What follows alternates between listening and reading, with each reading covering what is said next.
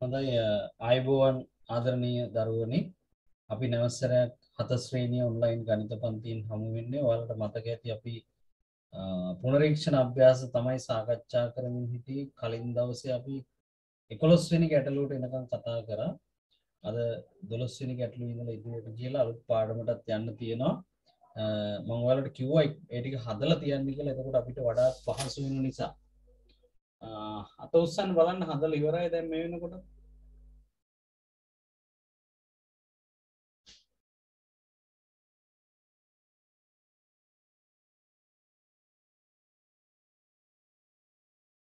අනුහස් ඉවර කරලා තියෙනවා කිසල ඉවරයි යසිරු ඉවරයි හරි දැන් අපිට කතා කරන්න පුළුවන්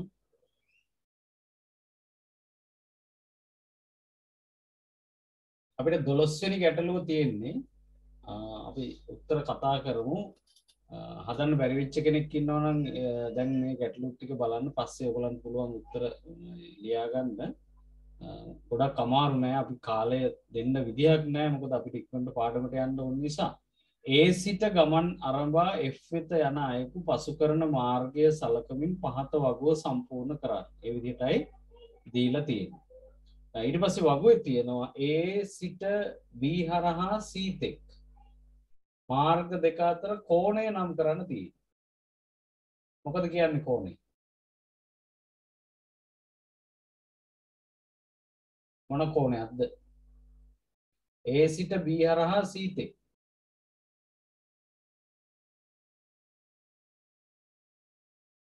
ඍජු කෝණය. ඔව් ඍජු කෝණය පුතේ ඍජු. ඒක සෘජු නෙමෙයි අපි කියන්නේ ඍජු කියලා. ඔව් ඍජු කෝණයක් තමයි. A සිට B හරහා C තෙක් තියෙන ඍජු කෝණයක්. මෙන්න මෙතන කෝණය ගැන ඔය කියන්නේ මෙතන ඍජු කෝණය අපි ලකුණකින් දානවා නම් ඔය විදිහට කොටුවක් විදිහට දාන්න ඕනේ. ඔව් එතකොට තියෙන්නේ ඍජු කෝණය. එම කෝණේ බාහුව හා ශීර්ෂ නම් කරන්න. ශීර්ෂය මොකද්ද?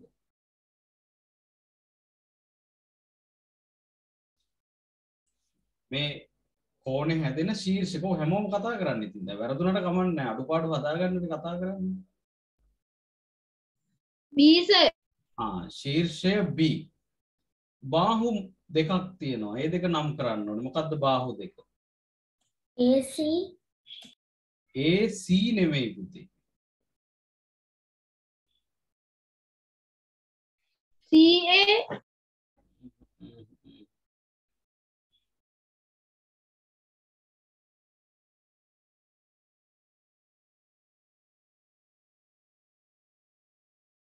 හරි මේ බලන්න කෝණ එක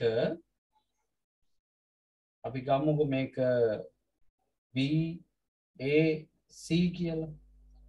එතකොට කෝණ එක මෙන්න මේ B කියන තැනට කෝණ එක B කියන තැනට අපි කියන්නේ මෙන්න මේ ස්ථානයට කියන්නේ ශීර්ෂය කියලා. ශීර්ෂය. එතකොට මේකේ බාහු ඒ කියන්නේ අත් දෙක බාහු කියන්නේ අත් කියන එකනේ අපේ භාෂාවෙන් බාහු දෙකක් තියෙනවා. බාහු දෙකක් තියෙන එකක් තමයි මේ AB සහ CB. අන්න හරි. AB සහ අනික මොකද්ද? BC මේ කියන්නේ දෙපැත්තේ අකුරු මාරු කරාට කමක් නැහැ. AB සහ BC නැත්තම් BA සහ BC. ඒක ප්‍රශ්නයක් නැහැ. එකක් AB අනික BC. ඒක CB කිව්වත් හරි. ඔන්න බාහු දෙක. දැන් ඔය විදිහට හිතලා අපේ ගැටලුවට අදාළ උත්තරේ ගන්න බලන්න.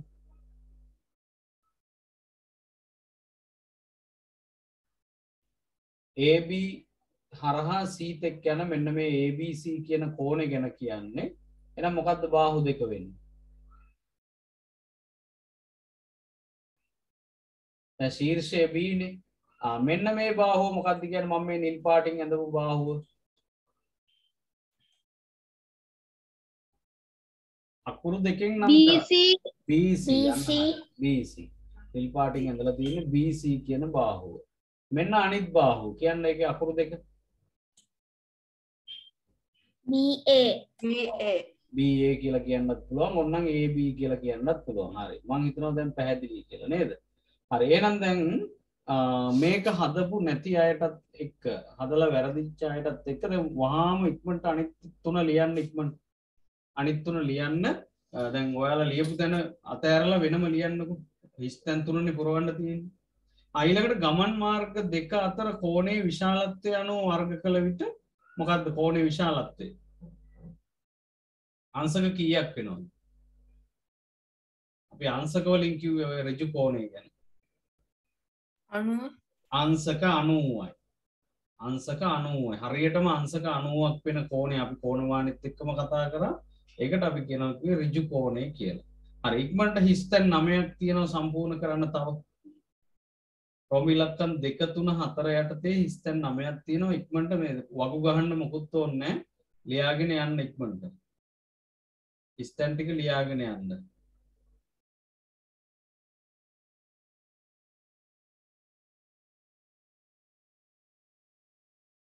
ලියලා ඉවරයි ඉන්නවනම් නැවත චෙක් කරන්න මොකද දැන් අඩුපාඩු තේරුණානේ.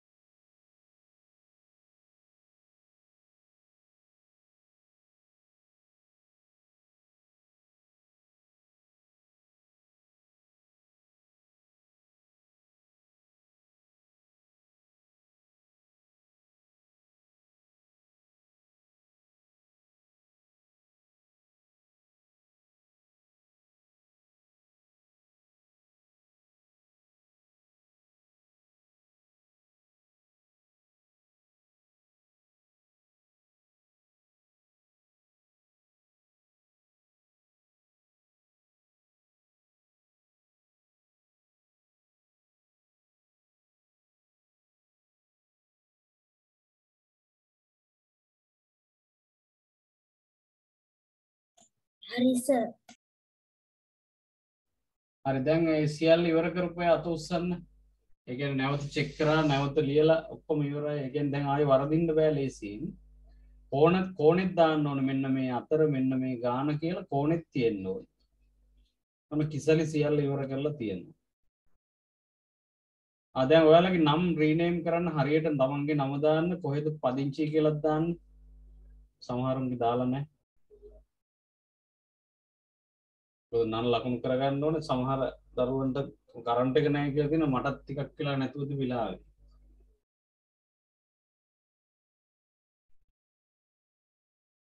යසිරු අද කරන්ට් එක තියෙනවද? ඔව් සර් දැන් ටිකට කලින් ආවා. ඒක තමයි අපිටත් දැන් ගියා ඊට පස්සේ ආයා.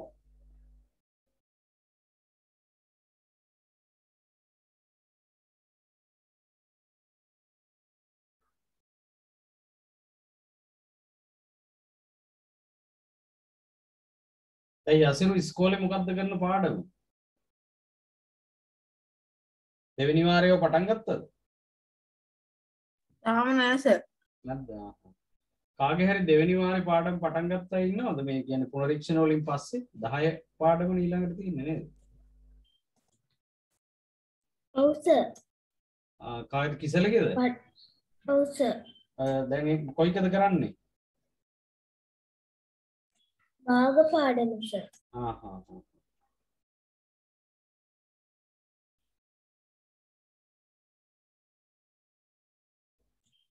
භාග පාඩමේ දෙවැනි කොටස. පුතේ අපි දැන් අද පටන් ගන්නවා මේක ඉක්මනට ඉවර කරමු.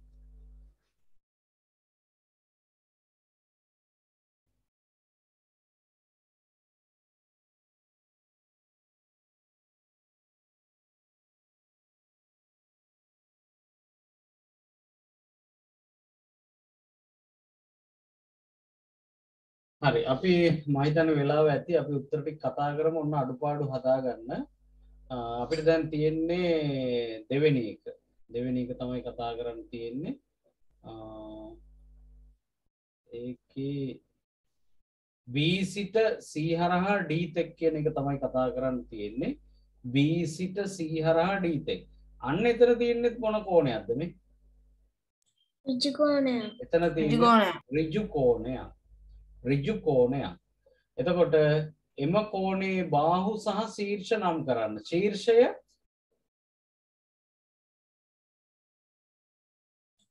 ශීර්ෂය C.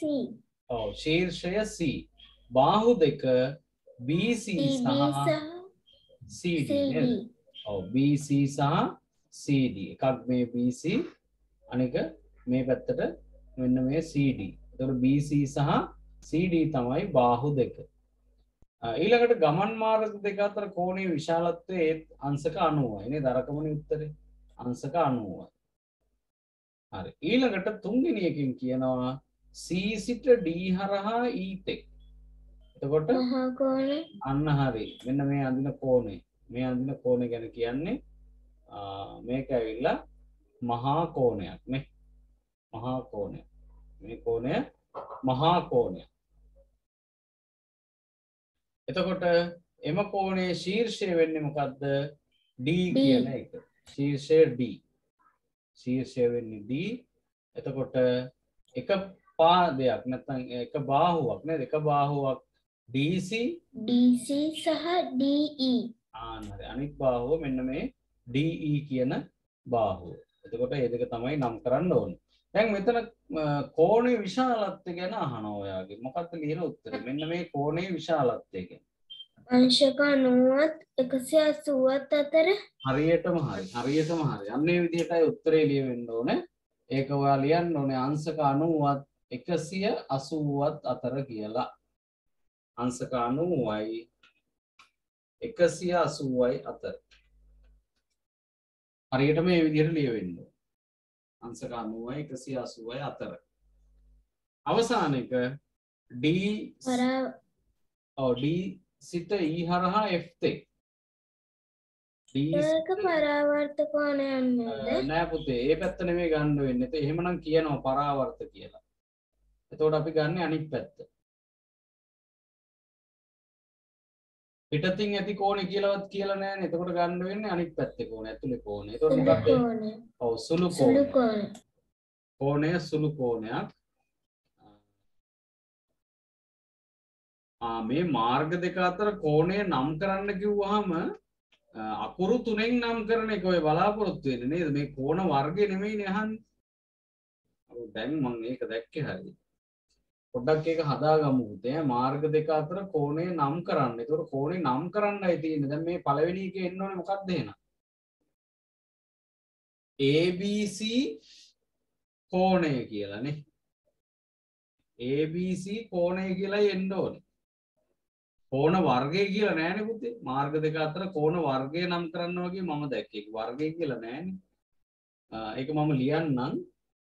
ඒ තුනම හතරම ලියන්නම්කො. මොකද්ද පළවෙනි එක? ABC කෝණය. එතකොට කොහොමද ඒක ලියන්නේ අපි? මෙන්න මේ විදිහට ලිව්වනම් හරි. ABC කෝණය. ABC කෝණය. ඔය විදිහටයි එන්න ඕනේ. එතන මම දැක්කේ නැහැ කෝණ වර්ගය කියලා වගේ තමයි දැක්කේ. ඒකයි උනේ. ABC කෝණය කියලා එන්න ඕනේ. ඍජු කෝණයක් කියන එකත් හොඳයි. ඍජු කෝණයක් තමයි කෝණ වර්ගය. ABC කියලා මේ විදිහටයි නම් කරන්න ඕනේ. ඒක හදාගන්න පුතේ. ඔයාලා මේ ඍජු කෝණය, සුළු කෝණය එහෙම දාලානේ තියෙන්නේ දැන්. ඍජු කෝණය ඊළඟට සුළු කෝණය එහෙම දාලානේ තියෙන්නේ නේද? එතකොට ඒක නෑ මහා කෝණය, සුළු කෝණය. එතන මේ අකුරු ටික දාගන්න. ඔන්න පළවෙනි එක ABC කියලා එනවා. ඊළඟ එක BCD. BCD කියලා එනවා. ඊළඟ එක CDE කියලා එනවා. අන්තිම එක මොකක්ද දෙන්නේ? DEF කියලා. කෝණේ නම් කරන්න කිව්වහම මේ විදිහට එන්න ඕනි. ඔන්නම් මෙතන වරහන් ඇතුලේ වර්ගෙත් දාන්න. මේක ඍජු කෝණයක්. ඍජු. එහෙම මේකත් ඍජු. මේක මහා නේද? මහා කෝණයක්. ඊළඟ එක සුළු කෝණයක්. ඔය විදිහට නම් කර ගන්නත් පුළුවන්. හරි අවසාන එක අපි කතා කරමු. ඔන්න කෝණේ නම් කරා මොකද්ද DEF කියලා. එම කෝණේ බාහු දෙක වෙන්නේ DE සහ EF. ඊළඟට ශීර්ෂය මොකක්ද? E. E. ශීර්ෂය E. එතන මේ කිසි ගැටලුවක් නැහැ. ඔයාලා මතක තියාගන්න අර මේ මාර්ග දෙක අතර කෝණය නම් කරන්න කිව්වහම පුතේ අකුරු තුනෙන් තමයි එන්න ඕනේ. කෝණ වර්ගය කිව්වොත් තමයි ඍජු කෝණ, මහා කෝණ, සුළු කෝණ කියලා එන්න ඕනේ. ඒ දෙක අපි පොඩ්ඩක් පටලවා ගත්තා. ඒ කියන්නේ මම හරියට දැක්කේ නෑ. මම හිතන්නේ කවුරු හරි කියපු කෙනා කිව්වේ ඍජු කෝණයක් කියලා. ඒකයි වුනේ. හරි. ඒකට කමන්නේ අවසානයේ අහනවා ගවන් මාර්ග දෙක අතර කෝණයේ විශාලත්වය. එහෙනම් මේ අන්තිම එක එතකොට ඇවිල්ලා තියෙන්නේ DEF කියන්නේ සුළු කෝණයක්. සුළු කෝණයේ අංශක කීයට අඩුද? 90ට අංශක 90ට වඩා අඩු. 90ට අඩු කියලා එතන ලියවෙන්න ඕනේ. right. B කොටස. පහත දැක්වෙන එක් එක් කෝණයේ විශාලත්වය කෝණමානයෙන් මැන ලියන්න. දැන් මට නම් කෝණමානයෙන් මනින්න බෑ. ඔයාලා කෝණමානයෙන් මැනලා ඇති කියලා හිතනවා. අපි උත්තර ටික කියමු. එතකොට අනිත් අයටත් මැනලා බලන්න පුළුවන්. හරි මැනපු කෙනෙක් කියන්න පළවෙනි එකේ අංශක කීයක් ආවද ඔයාලට? මෙන්න මේ කෝණ. අංශක 40යි සර්. විය හැකි. අංශක 40 වෙන්න පුළුවන්. පළවෙනි මේ අංශක ලකුණ මම දාලා නැහැ. ඔයාලා පුංචියට උඩින් බිඳුව දාන්න අංශක ලකුණ. ඒක සුළු කෝණයක් නිසා අංශක 90ට වඩා අඩු කෝණයක් ලැබෙන්න ඕනේ. එතකොට 40 පිළිගන්න පුළුවන්. දෙවෙනි එකේ. ඒක මහා කෝණයක්. මැනපු කෙනෙක් කියන්න ආපු වගේ. පොතේ තියෙන කෝණේ මනින්න ඕනේ. ආය ඇඳලා මැනලා හරියන්නේ නැහැ. දැන් විභාගෙදි කෝණයක් ඇඳලා දෙනවා. ඔයාලා මැනලා ලියන්න ඕනේ. කාගේවත් වෙනස් වෙන්නේ නැහැ. එතකොට හැමෝගෙම කෝණේ සමානයි. එතකොට print කරාම. අඳින්න ගියොත් වෙනස් වෙනවා. කියන්න දෙවෙනි එකේ මැනලා. දැන් කෝණේ මනින්නේ මොකෙන්ද? ඇලම. කෝණමානයි. කෝණමානයි. ඕකේ උත්තරේ 90ට වැඩි වෙන්න ඕනේ 180ට අඩු වෙන්න ඕනේ.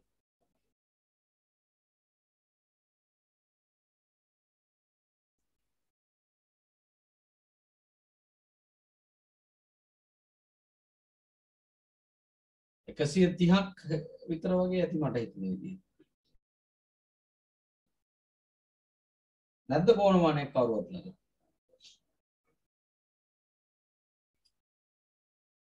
අංශක 120යි සර්. 120ද?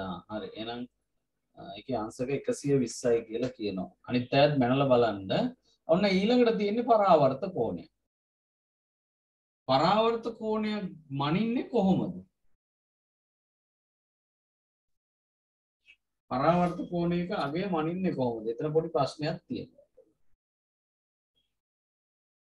හරි මේ බලන්නකො පොඩ්ඩක් දැන් අපි හිතමු මෙන්න මේ විදිහට පරාවර්ත කෝණයක් ඔයාලට දීලා තියෙනවා. හරි. එතකොට පරාවර්ත කෝණය මෙන්න මේකේ අගය මනින්න කියලා කියනවා. අපි මේක නම් කරමුකෝ AOB කියලා. මේ AOB පරාවර්ත කෝණය අහන්න. උඩින් තියෙන එක නෙමෙයි. AOB පරාවර්ත කෝණය අගය තමයි ඔයාලගෙන් අහන්නේ. දැන් කොහොමද ඔයකේ අගය හොයාගන්නේ? මෙතෙන්දී අපිට ක්‍රම දෙකක් තියෙනවා. මම දකින ලේසිම ක්‍රමය තමයි පරාවර්ත කෝණය වනින්න නැතුව මේ ඉතිරි වකුර පැත්තේ තියෙන මහා කෝණය වනින්න පුළුවන්. පරාවර්ත කෝණය මෙලිල්ල පැත්තක දාලා මේ අනිත් පැත්තේ තියෙන මම මේ කැඩීරෙන් පෙන්නන මෙන්න මේ මහා කෝණය වනින්න.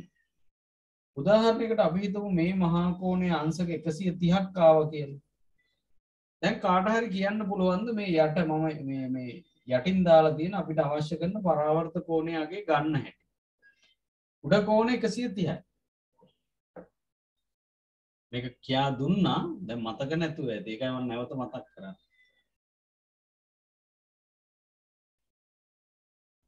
උඩ කෝණය මෙන්න 130යි. හරි මට මෙන්න මේක කියන්නකෝ. මෙන්න මෙහෙම ගත්තොත් මෙහෙම ලක්ෂයක් තියලා මේ ලක්ෂ්‍ය මේ එක කොනකින් පටන් ගන්න ඔරලෝසු කියලා කියන්නත් පුළුවන්. මෙහෙම සම්පූර්ණ වටයක් ගියොත් අංශක කීයද? සම්පූර්ණ වටයක් කියන්නේ වෘත්තයක් කියන්නේ අංශක කීයක්ද? अंशक 360ක් සර්. අංශක 360. අංශක 360යි. දැන් බලන්න අංශක 360න් මේ උඩ කෝණය ඇවිල්ලා කියන්නේ ඉතුරු ටික යට කෝණය විය යුතුයි නේද? කෝණ දෙකයිනේ උතන තියෙන්නේ. උඩ එක 130 නම් අනිවාර්යයෙන්ම අර 360න් ඉතිරි කොටස යට කෝණය විය යුතුයි. ඒ නිසා අපි මොකද කරන්නේ? දැන් මෙතනනේ අපි හොයාගත්තේ අංශක 130යි කියලා. අපි කරන්නේ ඒ කෝණේ අගය අංශක 360න් අඩු කරනවා. ඕන්න ඔහොම. එහෙම අඩු කරාම වෙනවා එතන අංශක කීයද? 230. එහෙනම් අනිවාර්යයෙන්ම මේ පරාවර්ත කෝණයගේ අංශක 230. ඔන්න එක ක්‍රමයක්. තේරුණාද ගත්ත හැටි? පරාවර්ත කෝණය 180ට වැඩි හින්දානේ අපිට මනින්න අමාරු. එයා මනින්න නැතුව ඉතිරි කෝණය මනින්න. මැනලා අංශක 360න් මොකද කරන්නේ? අඩු කරනවා. මොකද සම්පූර්ණ වෘත්තයක් නැත්නම් වටයක් කියන්නේ කෝණ මෙතන දෙකයි තියෙන්නේ 3 4ක් තිබුණත් සම්පූර්ණ වෘත්තය කියන්නේ අංශක 360ක් වෙනවා.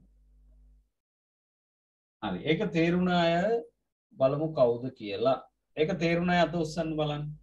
පරාවර්ත කෝණයක් මනින්න හොඳ ක්‍රමය තමයි අනිත් පැත්තේ තියෙන සුළු කෝණය, ඍජු කෝණය හෝ මහා කෝණය මෙන්න 360න් අඩු කළා. තේරුණා නම් අත උස්සන්න බලන්න. තේරිලා නැහැ කාටවත් නේද? හරි. මම නැවත පැහැදිලි කරන්න. දැන් පරාවර්ත කෝණයක් කියන්නේ අංශක 180ට වැඩි කෝණයක් කියලා.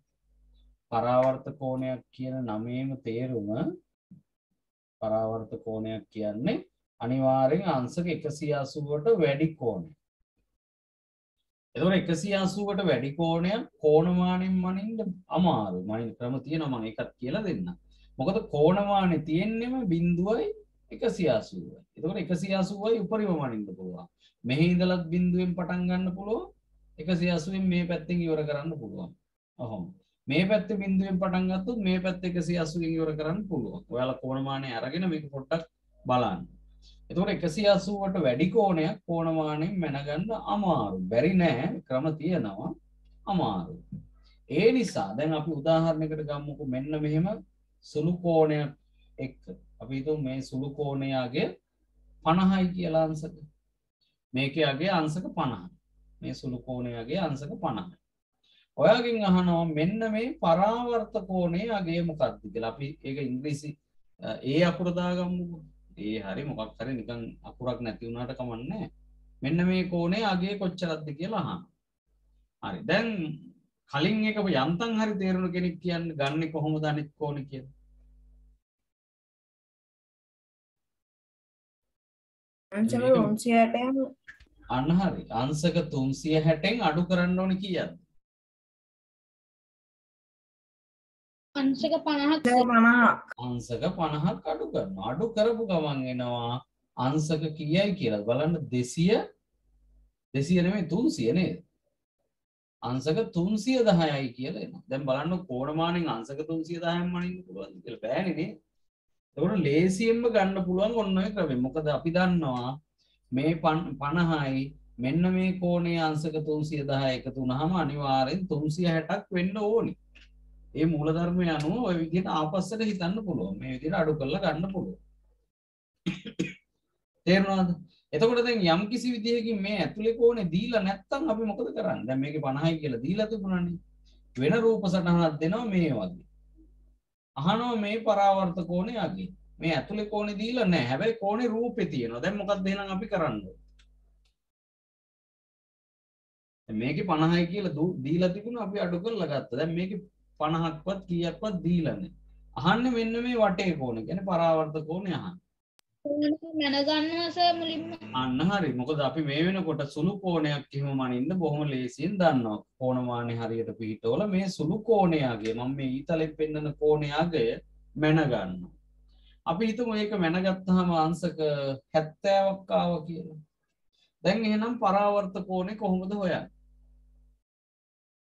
अंशक 360න් अंशක 70ක් අඩු කරනවා සර්. හරියටම හරි. අංශක 360න් අංශක 70ක් අඩු කරනවා. එතකොට 0යි 16න් 7ක් 9යි 290යි කියලා එනවා. මොකද කෝණමානි තියෙන්නේ මාංශක 180යි 290ක් මනින්න බෑනේ. හැබැයි ඉතින් තව ක්‍රම තියෙනවා ඈ මේ එක ක්‍රමයක් විතරයි. මේ විදිහට අපිට අංශක ගාන හොයාගන්න පුළුවන් පරාවර්ත කෝණයට අදාළ. ඊළඟට මම තව ක්‍රමයක් දැන් විස්තර කරන්න. තවත් ක්‍රමයක්. මේවා ඕනනම් සටහන් කරගන්න මම කියන්නේ අවශ්‍ය කෙනෙක් ඉන්නවා නම් කොහොමද කරන්න කියලා පොඩි කටුසටහනක් දාගන්න. ඒක ඔයාලට අයිති දෙයක්. ඕනම දෙයක් සටහන් කරගන්න පුළුවන්. නැත්තම් වීඩියෝ එකේ තියෙනවනේ නැවත බලන්න පුළුවන් නේ. හරි. දැන් අපි හිතමු තවත් කෝණයක් තියෙනවා මෙන්න මේ විදිහට. ඒකේ පරාවර්ත කෝණය තමයි ඔයාලගෙන් අහන්නේ. මෙන්න මේ කෝණය කීයද කියලා අහන්නේ. දැන් මේ වගේ තැනකදී ඔන්නම් පුළුවන් අපිට මේ එක රේඛාවක් දික් කරගන්න. එහෙමත් ක්‍රම තියෙනවා. හරි. මම මේක පොඩ්ඩක් මකන්නම්. දැන් අපි හොයන්න ඕනේ අර ඒ කලින් ඇඳලා තිබිච්ච මේ බාහිර නැත්තම් පරාවර්ත කෝණයගේයි හොයන්න ඕනේ. ඒ වගේ වෙලාවකදී අපිට පුළුවන් මේ රේඛාව ඕනම දික් කරගන්න. දැන් ඔයාලා කිය ඒකත් ලේසියිනේ කියලා. ක්‍රම ගොඩක් තියෙනවා. කැමති එකක් භාවිතා කරන්න.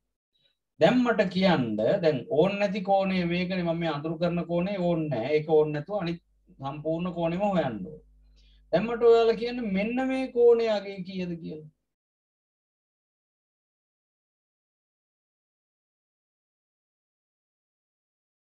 අංශක 180යි සර්. හරියටම හරි. ඒක මනින්න ඕනේ සරල කෝණයක් අංශක 180යි. දැන් අපි මෙන්න මේ පැත්තේ කෝණය මම මේ පෙන්නපු කෝණය මැනගත්තා නම් කෝණමානය තියලා. හරි නේද බලන්න. මෙයා නිකම්ම 180ක් කියලා අපි දන්නවා. මේ කෝණය මනිනවා. අපි උදාහරණයක් දෙමු මේකාව 65යි කියලා. 65 නේ ඒක ලොකු මහා කෝණයන්නේ. අපි ඒක දාමු 120යි 125යි කියලා. ඔන්න ඔය කෝණෙ මැන්නාම ආව 125යි කියලා. දැන් මට කියන්නකෝ එහෙනම් ඔය සම්පූර්ණ පරාවර්ත කෝණයගේ ඕනේ නැහැ. මේ පාට කරපු එක විතරයි ඕනේ නැත්තේ අනිත් කෝණ ඕනි. 180 නිකම් ඉරක් ගහලා දාගත්තා. 125 කෝණමානි තියලා මැනගත්තා. දැන් අහන්නේ මේ සම්පූර්ණ පරාවර්ත කෝණය. කියන්නේ මෙන්න මේ කෝණේ තමයි ඔයා හොයන්න ඕනේ. මේ රේඛාව අපි හිතලා ඇඳගත් එක. මොකද කරන්න ඕන? එකතු කරන්න ඕන සර්. එකතු කරන්න ඕන.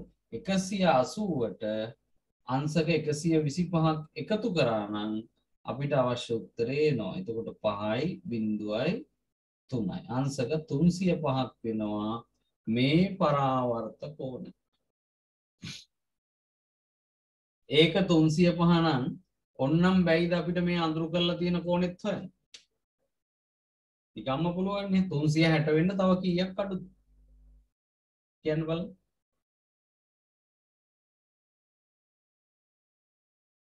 තුන්සිය පහක් දැනටම තියෙනවා. ඔව් අංශක 55ක් නේද? එහෙනම් මේ කෝණය අංශක 55ක් වෙනවා. ඒක අහලා නැහැ. අපිට ඕනනම් හොයන්න පුළුවන්. හරි. මම නැවතත් කියන්නම්. දැන් අපි හිතමු ඔයාට මෙන්න මේ වගේ පරාවර්ත කෝණයක අගය හොයන්න කියලා දීලා තියෙනවා. මෙන්න මේ කෝණයේ අගය හොයන්න කියලා දීලා තියෙනවා. හරිද? එතකොට අපි හිතමු මේක A, මෙතන B, මෙතන C. ABC පරාවර්ත කෝණයේ අගය හොයන්න කියලායි දීලා තියෙන්නේ. එහෙනම් මේ ක්‍රමයට අනුව අපි කොහොමද මේක හොයන්නේ? කියන්න බලන්න කවුරු හරි මං ඉස්සෙල්ලාම මොකද්ද කරන්න ඕන? අපි යන්නේ මේ ක්‍රමයට අනුව හොයන්න. මේ සාකච්ඡාවෙන් තමයි මේක මතක හිටින්නේ. ඒ නිසා වැරදුනට කමක් නැහැ. ඔයාලා කියන්න ඔයාලගේ අදහස්. මේක කරපු විදිය මතක නම් කිව්වේ. CB රේඛාව දික් කරන්න ඕනේ සර්. අන්න හරි. අන්න හරි. CB රේඛාව දික් කර ගන්නවා. බොහොම හොඳයි. අන්න එහෙම කතා කරන්න ඕනේ. ඕන්නම් AB රේඛාව දික් කරගන්නත් පුළුවන් පුතේ. මෙහෙට දික් කරගන්නත් පුළුවන්. එතකොට මේ පැත්ත 180යි මේ කෝණෙම. මෙහෙට දික් කරොත් යට පැත්ත 180යි. මෙන්න මේ පැත්ත 180 ඒව මනින්නේ නැහැ. ඒක අපි දන්නවා සරල කෝණයක් කෙලින්ම. එතකොට අපි දැන් හොයා ගන්න ඕනේ මෙන්න මේ B කියන මේ යට කෝණයයි අලුතෙන් ආපු මෙන්න මේ සුළු කෝණය. හරි මෙයා කෙලින්ම 180යි නේ. ඒක ආයි හොයන්න දෙයක් නැහැ. මේ කෝණය අංශක 180යි.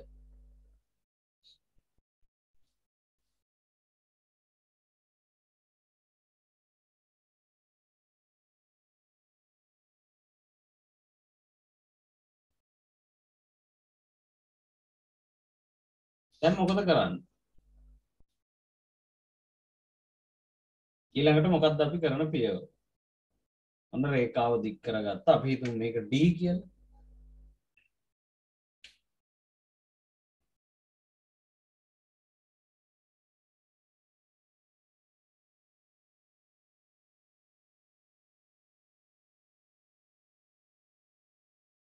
ඊළඟට අපි මොන කෝණයද මැන ගන්න ඕනේ?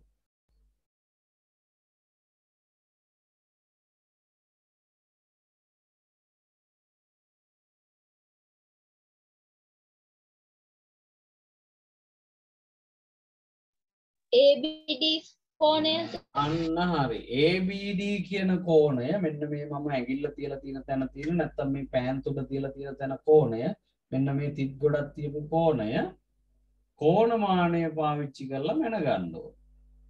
අපි හිතමු ඒක අංශක 65යි කියලා. මේක අංශක 65ක් ආව මැන්නා. දැන් ඔයාගෙන් අහන්නේ මුලදීම ඇහුවේ මොකද්ද? ABC පරාවර්ත කෝණය.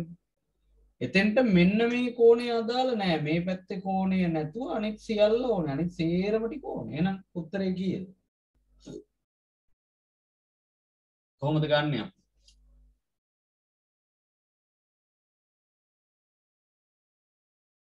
අංශක 180ට අංශක 65ක් එකතු කරනවා. එතකොට 5යි 4යි 2. ඔන්න අංශක 245ක් එනවා. එහෙනම් ඔන්න ඔය විදිහට පරාවර්ත කෝණය අගේ හොයාගන්න පුළුවන්. දැන් අපි මේක සාකච්ඡා කරා මේක කලිනුත් කිව්වා. සමහරවිට ඔයාලට ඒක එච්චර අල්ලගන්න බැරි වෙන්න ඇති. නමුත් දැන් අද පැහැදිලි කරා නැවත අවශ්‍ය කෙනෙක් ඉන්නවා නම් බලන්න. right දැන් ඔන්න මේ තුන්වෙනි එකේ පරාවර්ත කෝණය අගයයි ගන්න තියෙන්නේ. කෝණමානයේ තියෙන කෙනෙක් අපිට ඉක්මනට මැනලා කියන්නකෝ ඔය මහා කෝණයගේ. එතකොට ලේසි. ලේසි මේක ඔය ඉරියන් දැනින්න නැතුව මහා කෝණය මැන්න නම් හරි. තුන්වෙනි එකේ මහා කෝණය මැනලා කියන්න කවුරු හරි?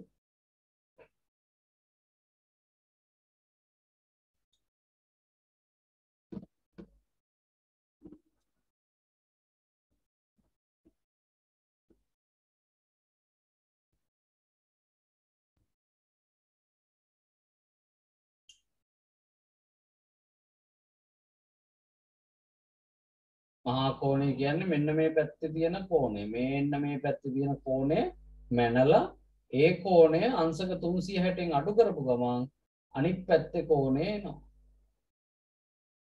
මේ රතු පාට පැත්තේ කෝණයනේ අපි හොයාගන්න ඕනේ. එතකොට රතු පාට පැත්තේ කෝණේ ගන්න නම් නිල් පාට පැත්තේ කෝණේ නැත්නම් නිල් කෝණය හොයලා 360න් අඩු කරනවා. කවුරු හරි හෙව්වද නිල් කෝණේ? කෝණමාන ළඟ නැත්තම් කරන්න බෑ. හෙව්වනම් කියන්නේ ඉක්මනට අපිට වෙලා යනවා.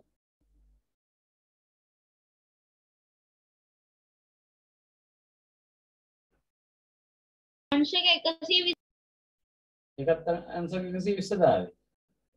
120 ආවනම් 360න් 120ක් අඩු කරන්න. එතකොට 240යි කියලා එනවා. 360න් 120ක් අඩු කරන්න. ඒ හොයපු කෝණය අඩු කරන්න. එතකොට උත්තරේ එනවා 240යි කියලා. මේ කියපු වගේට අනුව.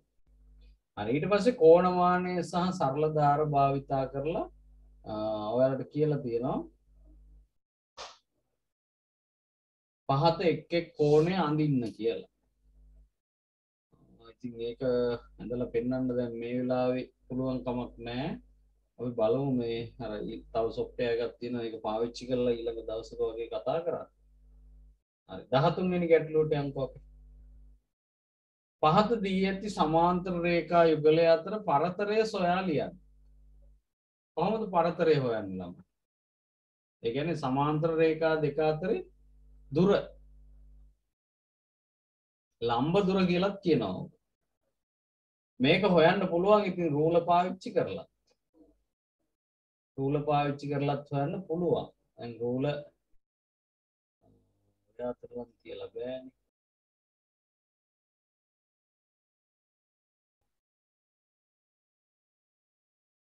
මෙන්න මේ අතට රූල තියලා කොහොම ගන්නත් පුළුවන්. ඔය අතට රූල තියලා කොච්චරක්ද කියලා බලන්න. හැබැයි ඉතින් හරියට ලම්බකව තියෙන්න ඕනි. ඊට වඩා ලේසි ක්‍රමයක් තියෙනවා. ඒක තමයි ඔයාලා විහිද චතුරස්‍රය පාවිච්චි කරන්න පුළුවන්. විහිද චතුරස්‍රයක් තියෙනවනේ ඔයාලා ළඟ. ඒ විහිද චතුරස්‍රය තිබ්බනම් ගොඩාක්ම ලේසි. මම ඒක තියෙන හැටි පෙන්නන්නම්. විහිද චතුරස්‍රය කියන්නේ අර ත්‍රිකෝණ කෑලි. මම මේ එකක් තිබ්බ කියලා හිතන්නකෝ මේ විදිහට. ඕන්න ඔහොම විහිද චතුරස්‍රය තිබ්බහම අපිට පහසුවෙන්ම මේ කෝණය අගේ ගන්න පුළුවන්. මේ තියලා තියෙන විහිද චතුරස්‍රය. එතකොට මේක අංශක 90 හිටින්න ලම්බක වෙන්න ඔන්න ඔය විදිහට තියාගන්න පුළුවන්. ඒක විහිද චතුරස්‍රයේ එක උදව්වක් තමයි ඔය සමාන්තර රේඛා අතර දුර හොයන එක.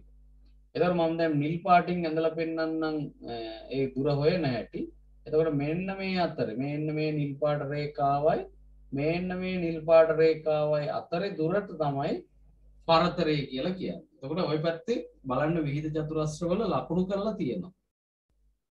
ඒක ගානට තියාගත්තම හැබැයි අර බිඳුව ගානට රේඛාව උඩ හිටින්න තියාගන්න ඕනේ. දැන් මේ පල්ලෙහා රේඛාව තියෙනවනේ මම මේ පෙන්නන මෙන්න මේ රේඛාව තියෙනවනේ.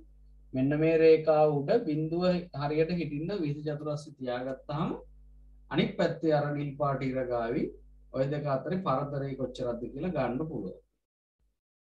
කවුරු හරි එහෙම මැන්නනම් කියන්න අගේ. රූලෙනුත් පුළුවන්. රූල හැබැයි ටිකක් කල්පනාවෙන් තියාගන්න ඕනේ.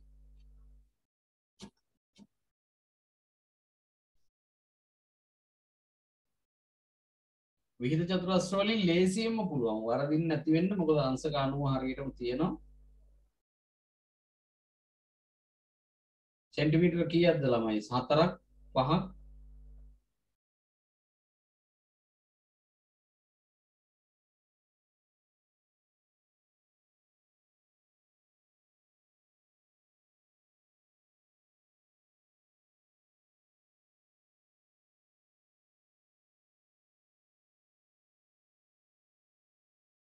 මන්නේ නැද්ද කවුරුද?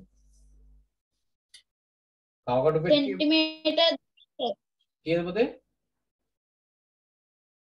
3යි. සෙන්ටිමීටර් 2යි 2යි ගන්නද? මේ සෙන්ටිමීටර් මොකද දැන් මම මේකේ ටිකක් විශාල කරලා තියෙන මේකෙන් හරියටම ගන්න බෑ. හරි අන්න ඒ විදිහට මැන ගන්න එක පොඩක් පුරුදු වෙන්න. එතකොට හරිය ඕනනම් දන්න අයියා කෙනෙක් අක්කා කෙනෙක් අම්මලා තාත්තලාත් දන්නවා බොහෝ දුරට උදව් ගන්න. එතකොට ඒගොල්ලෝ කියලා දෙයි මේක තියෙන විදිහ. හරි.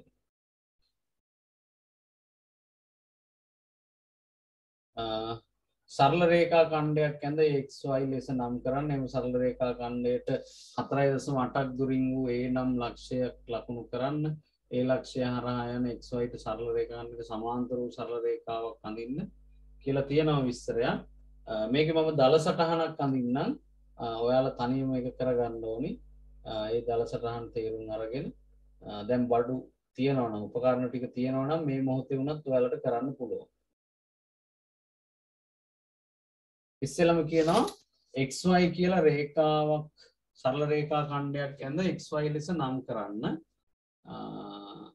එතකොට ඔයාලා සරල රේඛා කැලලක් මේ වගේ ඇඳලා මේක X අපි මෙතනින් වෙන් කරනවා මෙතනින් Y කියලා ඔයව XY කියලා නම් කරනවා. ඔන්න සරල රේඛා ඛණ්ඩයක් ඇඳ XY.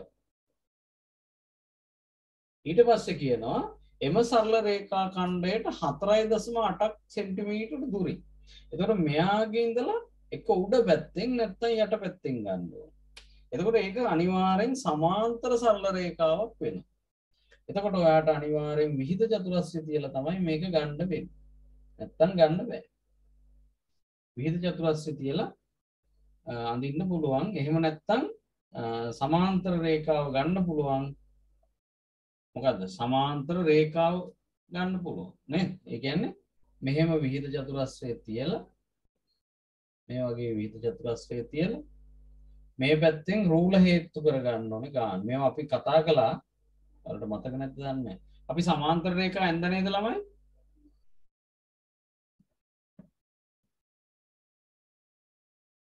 යසිරු මතකද? හිටියේ නැද්ද පන්ති?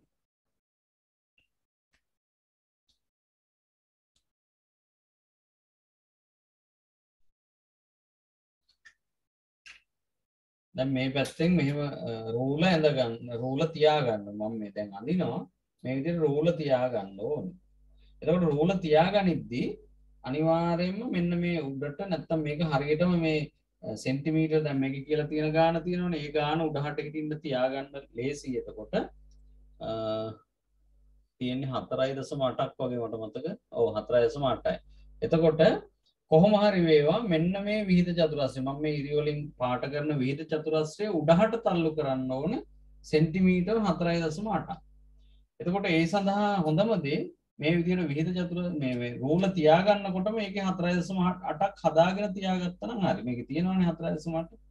එතකොට ඒ ගානට විහිද චතුරස්‍රය තල්ලු කරලා දැන් අපි හිතුව මෙන්න මේ ස්ථානයට විහිද චතුරස්‍රය තල්ලු කරා කියලා. දැන් මේ පල්ලෙහා තියෙන එක මෙහෙම උඩහට තල්ලු කරා.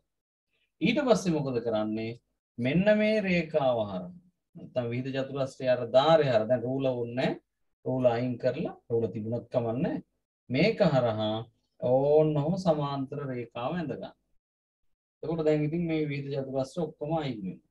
එතකොට ඔන්න xy වල ඉඳලා මෙන්න මේ දුර මෙහෙම ලම්බ දුර ගත්තොත් මෙහෙම අංශක 90 කෝණයක් ඇති වෙන මේ දුර ගත්තොත් මේක 4.8ක් වෙනවා සෙන්ටිමීටර්. ඔය විදිහට තමයි ඉතින් අඳින්න වෙන්නේ.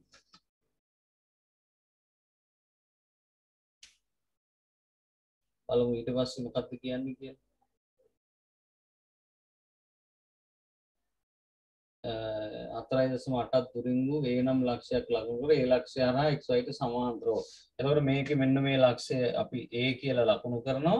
අර තිත තියාගන්න ඕනේ නැත්නම් එහෙම ලක්ෂයක් ලකුණු කරන්න පුළුවන්. ඒක හරහා එතකොට එකපාරම ඇඳ හැකි වැඩ දෙකම වෙනවා. xy ට සමාන්තර සරල රේඛාවක් අඳින්න. එතකොට මෙන්න මේ රේඛා දෙක එකිනෙකට සමාන්තර වෙනවා. ඒක අපි ඊතල වලින් පෙන්නනවා. එකම දිශාවට සමාන ඊතල ප්‍රමාණයක් දාලා පෙන්නනවා. ඒ දෙක සමාන්තරයි කියලා. තේරුණාද? අනුහස් තේරුණාද ඔයාලට පුතේ කියපු එක?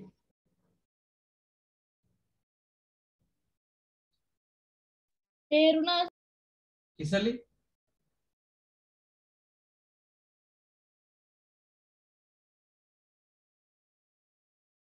යසිරුට තේරුණාද? තේරුණා සර්. කිසලි මොකද ඔයාට?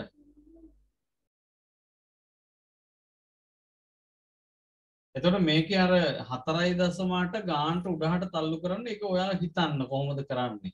එක්කෝ රූලෙන් ගන්නව නැත්නම් විහිද චතුරස්‍රයත් ලකුණු කරලා තියෙනවනේ. ඒ විහිද චතුරස්‍රය ගානට 4.8ක් උඩට තල්ලු කරගත්තත් හරි අරක හේතු කරන්න තියාගෙන ඒක ඔයාගේ දක්ෂකම ඔයාගේ නිර්මාණශීලී හැකියාව අනුව තමයි ඒක තීරණය වෙන්නේ. එක්කෝ විහිද චතුරස්‍රය හරියටම 4.8ක් උඩට තල්ලු කරලා උඩින් ඉර ගහ ගන්නවා. එහෙම නැත්නම් රූල දිගේ 4.8ක් හොයා ගන්නවා. නැත්නම් දැන් රූල මේක හේතු වෙන රූල තිබ්බට පස්සේ 4.8ක් උඩින් පැන්සලෙන් තිතක් තියාගන්න පුළුවන් නේ. ඒ තියාගෙන එතෙන්ට විහිද චතුරස්‍රය තල්ලු කරලා ඉර ගහ ගන්නවා. ඒතර ඔය ඕනම විදිහකින් මේක කරන්න පුළුවන්.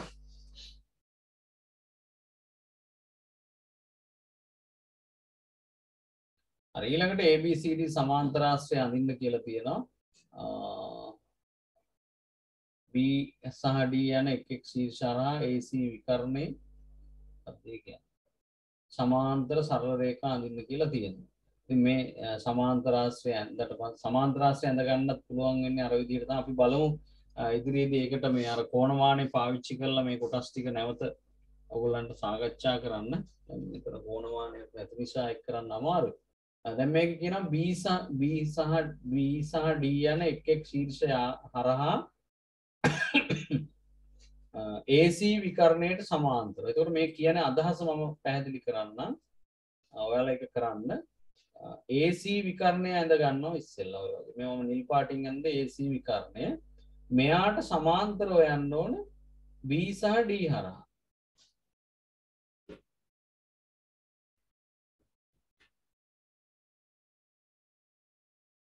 කිසලි අපි තාම 13 අවසාන හරියේ ඉන්නේ.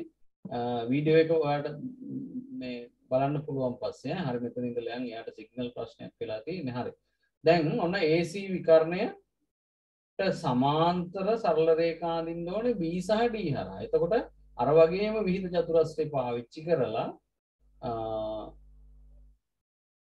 අපි මේක රතු පාටින් ගමු. ඔන්න එක රේඛාවක් සමාන්තරව ඇඳ ගන්න ඕනේ මෙන්න මේ B හරහා. ඕනෝම B හරහා යන්න එක රේඛාවක් තියෙනවා. මම දල අදහස කියන්නේ ඔයාලා මේක කරලා බලන්න. ඊළඟට අනිත් රේඛාව යන්න ඕනේ ඒ වගේම D හරහා ඔය විදිහට ඔන්න ඔය විදිහට සමාන්තර සරල රේඛා දෙකක් තමයි එයාලා අඳින්න කියන්නේ. එතකොට AC ට ඔය දෙකම සමාන්තරයි. ඔය රතු පාටින් ඇඳලා තියෙන රේඛා දෙකම සමාන්තර වෙනවා AC ට. එතකොට සමාන්තර බව අපි සමාන ඊතල වලින් මෙහෙම පෙන්වනවා. මේ තුනම එකිනෙකට සමාන්තරයිනේ. ඔය විදිහට සමාන ඊතල වලින් මේ සමාන්තර බව පෙන්වන්න පුළුවන්. ඊතල එක ගානේ නම් එක ගානේ, දෙක ගානේ නම් දෙක ගානේ, එහෙම එකම පැත්තට දානවා. එතකොට ඔය තුනම එකිනෙකට සමාන්තරයි. එතකොට මෙතෙන්දි මේ AC මත විහිද චතුරස්‍රය අර අපි කියපු විදිහට තියාගන්න ඕනේ. දැන් මම මේ රතු පාටින් අඳින්නේ විහිද චතුරස්‍රය කියලා හිතන්න. කොහොම විහිද චතුරස්‍රය පිහිටව ගන්න. ඊට පස්සේ අනිත් පැත්තෙන් මම ඒක මේ රෝස පාටින් අඳින්නම්. අනිත් පැත්තෙන් රූල අපි තියාගන්නවා මෙන්න මේ විදිහට. විහිද චතුරස්‍රයට හිතින් සම්බන්ධ වෙන්න ගැවෙන්න රූල තියාගන්න. මේ තියෙන්නේ රූල කියලා හිතන්න. ඊට පස්සේ මොකද කරන්නේ? විහිද චතුරස්‍රය තල්ලු කරනවා උඩහට සහ පහළට. තල්ලු කරමින් අර අපිට අවශ්‍ය ලක්ෂ දෙක, එකක් D අනෙක B. ඒ දක්වා ගෙන එනවා. දැන් ඔය රෝස පාටින් මට හිතෙන්නේ රෝස පාට කියලා. රෝස පාටින් තියෙන රූල ඒක මොකුත් කරන්නේ නැහැ. ඒක මොකුත් කරන්න යන්නේ නැහැ. දැන් මම මේක මකන්නම්. එතකොට ඔයාලට තේරෙනවා. ඔන්න දැන් ඔය රූල පදට අල්ලගෙන ඔය රතු පාටින් තියෙන විහිද චතුරස්‍රය, මේ රතු පාටින් තියෙන විහිද චතුරස්‍රය උඩහට තල්ලු කරොත් පුළුවන් D හරහා යන රේඛාව ඇඳ ගන්න. පහළට ඇද්දොත් පුළුවන් B හරහා යන රේඛාව ඇඳ ගන්න. එතකොට මේ රේඛා දෙක එකිනෙකට සමාන්තර වෙනවා. ඒක ඇඳට පස්සේ මෙන්න මේ විදිහට තමයි එන්නේ. ඇඳට පස්සේ ඕන්න ඔය විදිහට වෙනවා. ඔය තියෙන්නේ AC ට සමාන්තරව D හරහා සහ B හරහා යන සමාන්තර සරල රේඛා දෙක. හරි ඊළඟට 14 වෙනි ගැටලුව. 14 වෙනි ගැටලුව හදලත් දන්නේ නැහැ ඔයගොල්ලෝනේ. කට්ටිය ආරාම්සි කරන්ට් එක ගියා කියලා දෙන්නේ දාලා තියෙනවා. හරි බලමු කොහොමද. හරි 14 වෙනි ගැටලුව හදලා ඉවරයි ඉන්නවනම් දැන් අත උස්සන්න පුතේ. දැන් වැඩි අර වීඩියෝ බැලුවා වගේ නෙමෙයි අපි සාකච්ඡා කරන එක හරි වැදගත් ඒක. 14 එක දෙක කොටස් දෙක කරලා නැහැ නේ. හරි ඉක්මනට කරන්න අඩු කරලා ගන්න. කාලය සුළු කිරීම හරිම ලේසි. ඔයගොල්ලෝ මේවට හරි දක්ෂයි. ඉක්මනට හදලා ගන්න. හදලා අත උස්සන්න.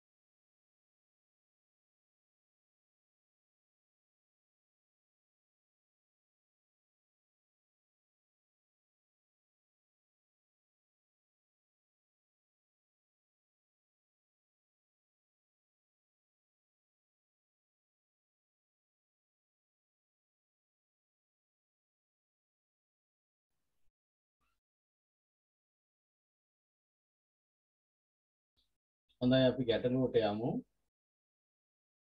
ඒක ඉස්සෙල්ලම දීලා තියෙන්නේ නිමල්ගේ ප්‍රශ්නේ නේද? නිමල්ගේ උපන්දිනය 2002/11/25 2016 8/20 දිනට නිමල්ගේ වයස අවුරුදු දින හා මාස වලින් සොයන්න. එතකොට මේ ඉස්සෙල්ලම තියෙන්නේ අවුරුදු, ඊළඟට මාස, ඊළඟට දින ලියලා තියෙන්නේ. ඒතර 2016 8/20න් 2002/11/25 අඩු කරන්න ඕන. අඩු කරා නම් අපිට අවශ්‍ය උත්තරේ එනවා. එතකොට මෙතන 20න් 15ක් ගැටලුවක් නැහැ. 5යි. මෙතන පොඩි ප්‍රශ්නයක් තියෙනවා. 8න් 11ක් මාස 8න් මාස 11ක් අඩු කරන්න වෙනවා. මොකද කරන්නේ? එහා පැත්තෙන් ගන්න. ඔව් එහා පැත්තෙන් එකක් ඉල්ල ගන්නවා. ඒ කියන්නේ අවුරුද්දක් ගන්නවා. අවුරුද්දක් ගත්තාම එන්නේ මාස කීයක්ද? 12. 12. ඒ 12යි මේ 8යි මාස 20ක් වෙනවා. දැන් මෙතන තියෙන්නේ 2016 නෙමෙයි. එතකොට එකක් එහා පැත්තට ගිය නිසා ඒක 2000 ගැන හිතන්න. 2015. 2015 කියලා හිතන්න. දැන් ඔන්න අඩු කරනවා. 20න් 11ක් අඩු කරාම නම ඔය කියන්න පුතේ. නිමල්ගේ උපන්දිනය තියෙන 2002/11/25 නෙවෙයි සර්.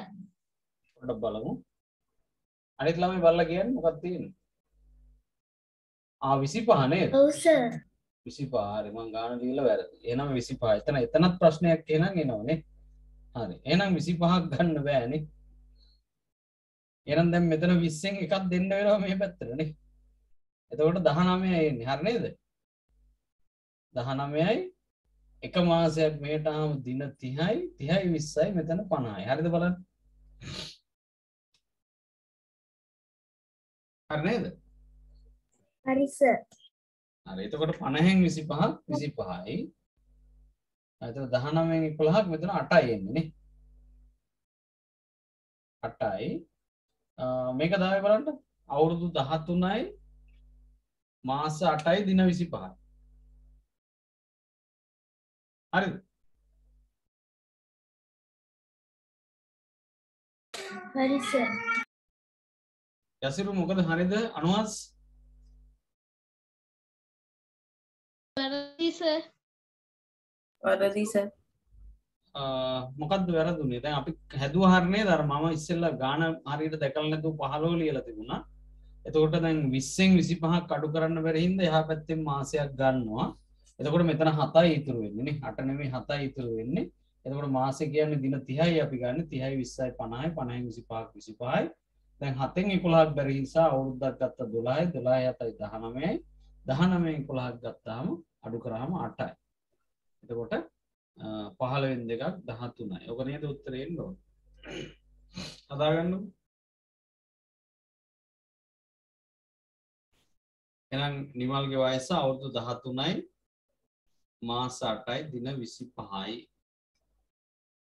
ඊළඟ එක මීටත් වැඩිය සංකීර්ණ වෙලා තියෙන සංකීර්ණ කිව්වට ඉතින් එහෙම එකක් නෙමෙයි තියෙන්නේ වැඩිපුර තියෙනවා ජාති. ඒකේ අවුරුදු මාස දින විතරක් නෙමෙයි පැය මිනිත්තුත් තියෙනවා. හරි. ඒ නිසා මම මේක මකනවා. මේක මකන්නම් දැන් හරිනේ නේද? සර්. ඒක අපිට ඕනනම් අර එහෙම ලියලත් හදන්න පුළුවන්. අවුරුදු මාස දින පැය මිනිත්තු ඔය ඔක්කොම තියෙනවනේ අවුරුදු මාස දින පැය මිනිත්තු ඔක්කොම ටික තියෙනවා නේද?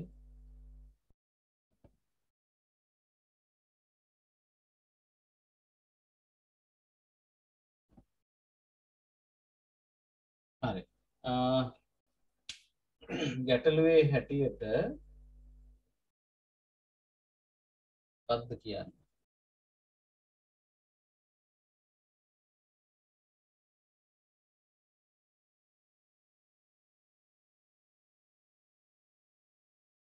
දෙදස් 15යි 2යි 5 නේද? 2015යි 2යි 5 දින 19යි 20. 2015යි 2යි 5 19යි 20. පැය 24න් තියෙන්නේ නැත්නම් අපිට සුළු කරගන්න බැරි වෙනවා. මේක අඩු කරන්න ඕනේ 2015යි 1යි 1. 1යි 1. 12යි 35 නේද? 12යි හරි සර් 35. ඕන්න ඔක්කොම ටික අඩු කරන්නයි තියෙන්නේ. දැන් හදපු නැති කෙනෙක් ඉන්නවනේ ඉක්මනට අඩු කරලා ගන්නකො උත්තරේ.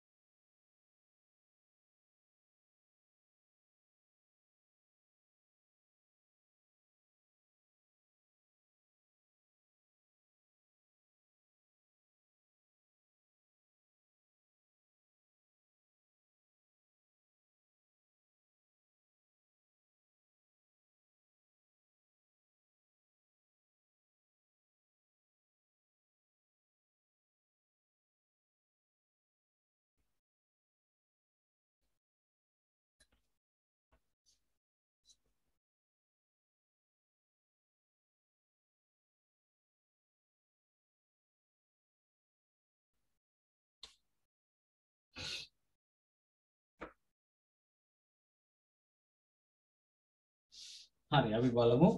ඔන්න 20න් 35ක් අඩු කරන්න බෑ. මිනිත්තු 20න් මිනිත්තු 35ක් අඩු කරගන්න බෑ. මොකද කරන්නේ? එහා පැත්තෙන් එක පැයක් ගෙනවා ඒ කියන්නේ විනාඩි 60ක්. අන්න හරි. එහා පැත්තෙන් එක පැයක් ගන්නවා අපි මේ පැත්තට. පැයක් කියන්නේ මිනිත්තු 60යි. ඒ 60යි මේ 20යි 80ක් වෙනවා. දැන් මෙතන තියෙන්නේ එතකොට 18යි නේද? ඔව් සර්. අනිත් නම් ප්‍රශ්නයක් නෑ වගේ. ඒව නිකම්ම අඩු වෙනවා. මොකද 5න් එකක් 2න් එකක් 18න් 12ක් ඒ ටික පුළුවන්. එහෙනම් 80න් 35ක්. 35 ගියාම 55යි. ආයි බලන්න ආයි බලන්න.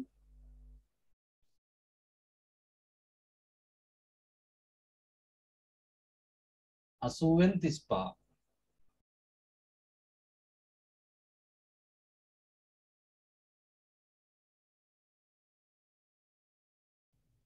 හතලිස් පහයි නේද?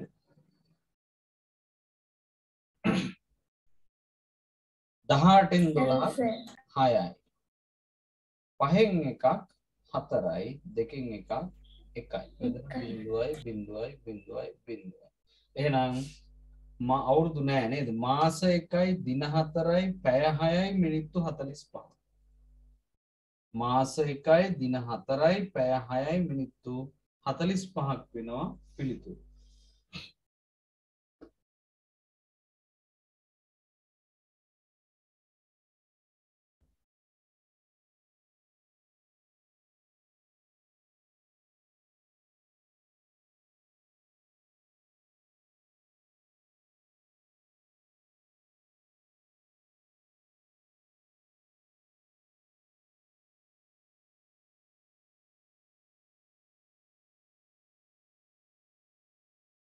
දැන් මොකද ඔයාලා කියන්නේ භාග ඊළඟ දවසේම කරමුද? දැන් අපේ ළමයි ගොඩක් අඩුයි අද.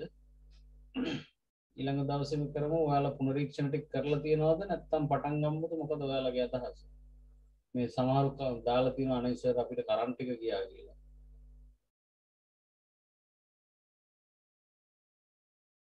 මොකද කියන්නේ? පුනරීක්ෂණ ටික කතා කරමු නේද? එතකොට කාටවත් හානියක් නැහැ. පුනරීක්ෂණ ටික අපිට කතා කරගන්න පුළුවන් නේ.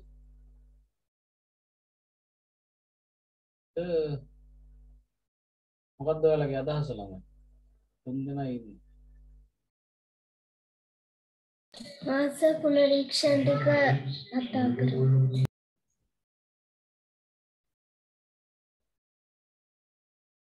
හරි.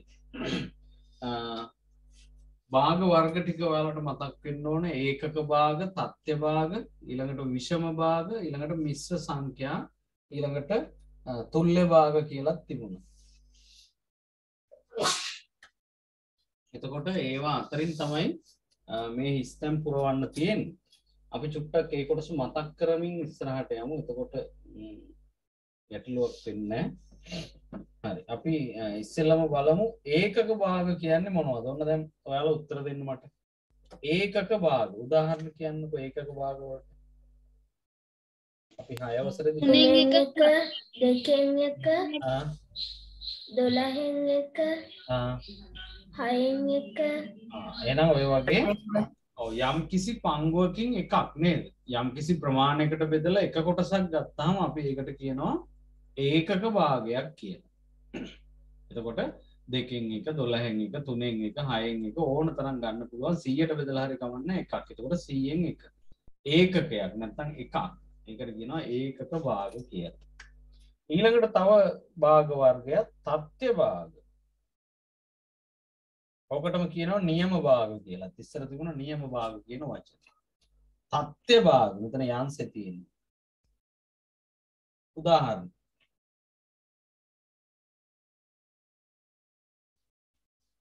තත්ත්‍ය භාග සඳහා උදාහරණ 4න් 3 4න් 3 3න් 1 තව 2කින් 1 2න් 1 දෙකෙන් එකක් දාමුකෝ එහෙනම් දැන් වෙන ඒවා කියමු 8න් 5 8න් 19න්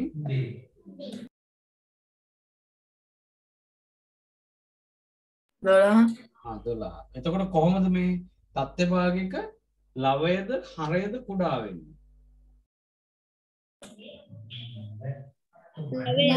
නවය. ඒ කියන්නේ උඩ නේද?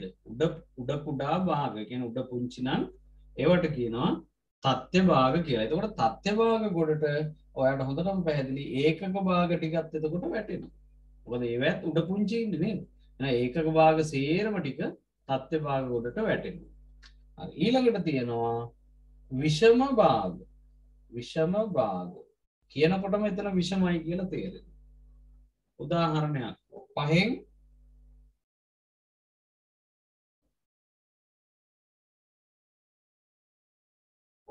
දැන් අරගෙන 5න් 7 9න්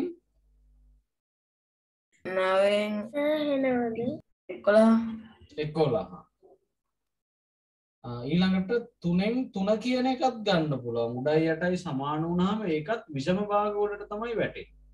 ඒකත් මතක තියාගන්න. ඕක අපි විස්තර කළා 6 ශ්‍රේණියේදී.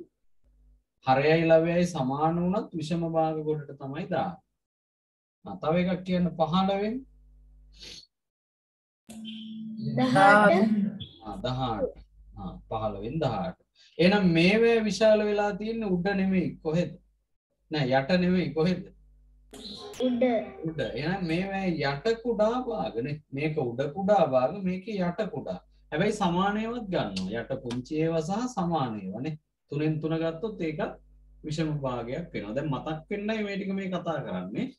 මේවා මොනවා හරි අපහැදිලි තැන් තියෙනවා නම් අහන්න මේ 6 වසර. ඊට පස්සේ මිශ්‍ර සංඛ්‍යා කියලා જાතියක් කතා කරනවා. මිශ්‍ර සංඛ්‍යා උදාහරණයක් කිව්ව හැකිද?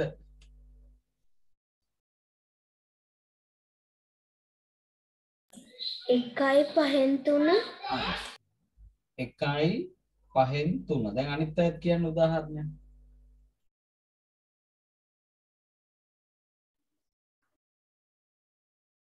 දෙකයි 4න් 3 දෙකයි අපි 4න් 1 දාගමු. 2යි 4න් 1. අනුහස් කියන්න උදාහරණයක්.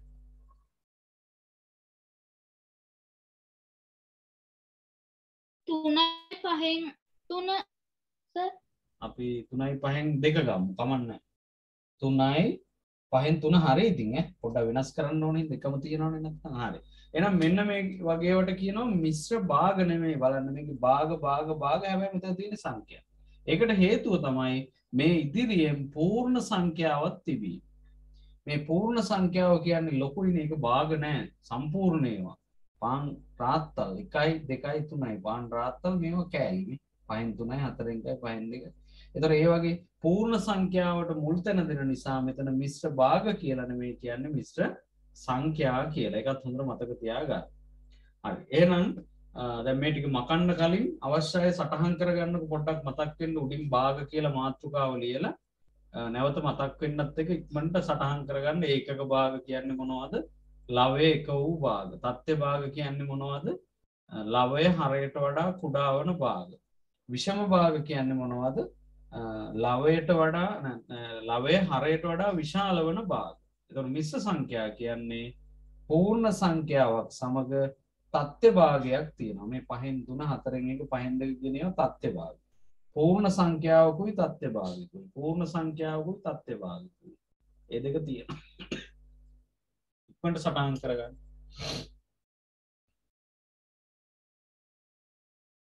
ඉවරයි අත උස්සන්න.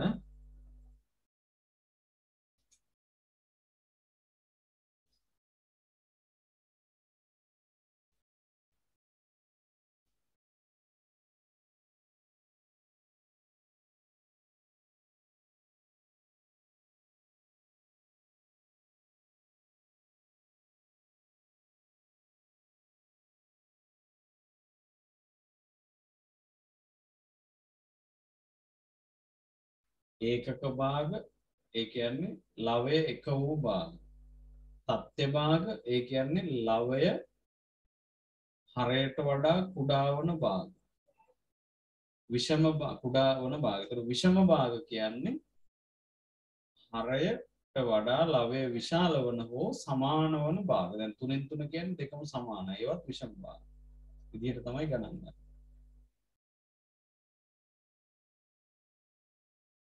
එතකොට ලවය කුඩා නොවන භාග කිව්වත් හරි. විෂම භාග තියෙනවා. ඊළඟට මිශ්‍ර සංඛ්‍යා.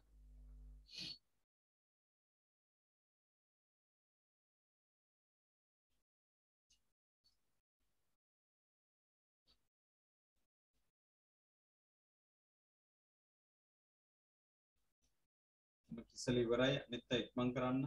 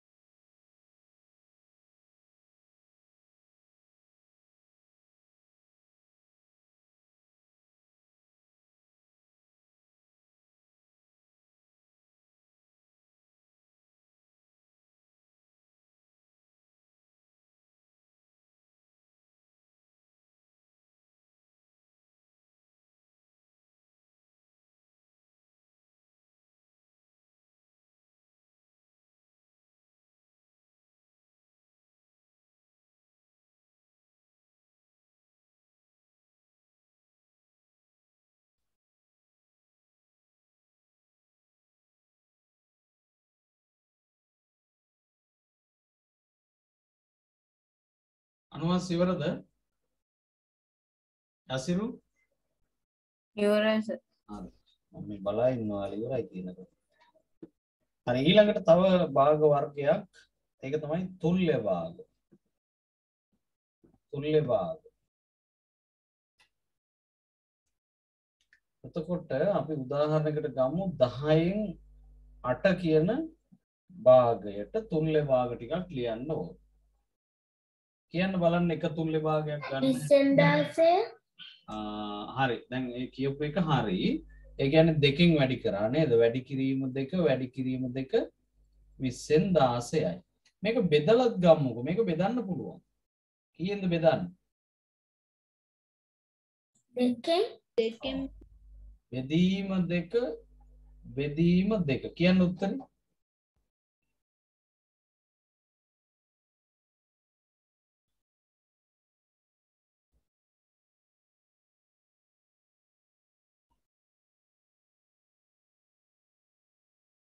පහෙන් 4යි නේ. එතකොට මේන්න මේවට තමයි කියන්නේ තුල්‍ය භාග කියලා. අපි 3නුත් වැඩි කරමු. එතකොට එනවා 8 වරක් 3 24යි 10 වරක් 3 30යි. ඕන්න තවත් තුල්ලේ භාගය. අපි 10න් ගුණ කරමු මේක. ගුණ කිරීම 10. ගුණ කිරීම 10. එතකොට එනවා 80යට 100 කියලා. ඔන්න තවත් තුල්ලේ භාගය. හරි. ඔකත් ලියා ගන්නකො තුල්ලේ භාග කියලා. තුල්ලේ භාග. එතකොට තුල්ලේ භාග ලැබෙන්නේ හරය සහ ලවය එකම සංඛ්‍යාවකින් බෙදීමෙන් හෝ ගුණ කිරීමෙන්. මේ 6 වසර පාඩමක් මතක් කරනවා විතරයි ඈ මේ ටික කරන්න වෙලාව දෙන්නේ නැහැ අවශ්‍යයි සටහන් කරගන්න. එතකොට දැන් මේ ලියලා තියෙන්නේ 10න් 8ට තුල්ලේ භාග 4ක්. වෙනේවට නෙමෙයි 10න් 8ට. 10න් 8 කියන සංඛ්‍යාවට තුල්ලේ භාග 4ක් තමයි ඔය ලියලා තියෙන්නේ. හරය සහ ලවය දෙකම එකම සංඛ්‍යාවකින් ගුණ කිරීමෙන් හෝ බෙදීමෙන්.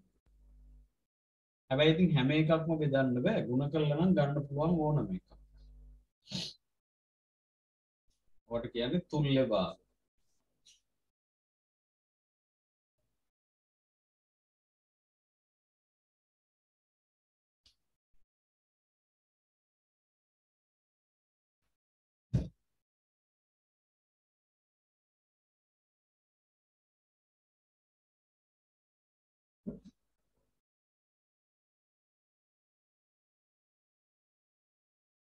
හරි නේද?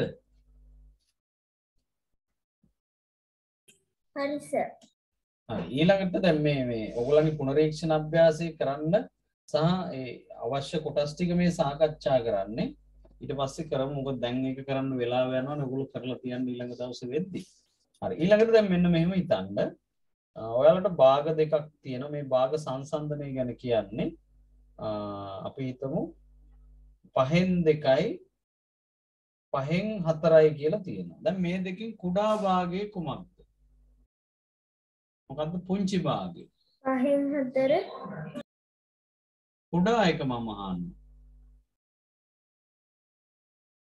කුඩා එක වෙන්නේ 5න් 2. විශාල භාගය වෙන්නේ 5න් 4. එතකොට මේක අසමානතා ලකුණක් දාලා අපිට ලියන්න පුළුවන් මෙන්න මෙහෙම. මෙයා විශාල හින්දා ඒ පැත්තට මේ විදිහට අසමානතා ලකුණ අපි කියන්නේ අර කටාරිනවා කියලා එහෙම ලියන්න පුළුවන්. තව එකක් කතා කරොත්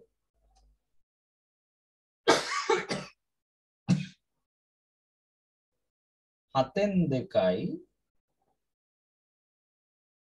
5න් 2යි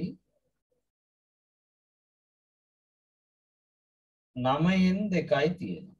7න් 2යි 5න් 2යි 9න් 2යි තියෙනවා. දැන් මේකේ කුඩාම එක මොකක්ද? කුඩාම භාගය.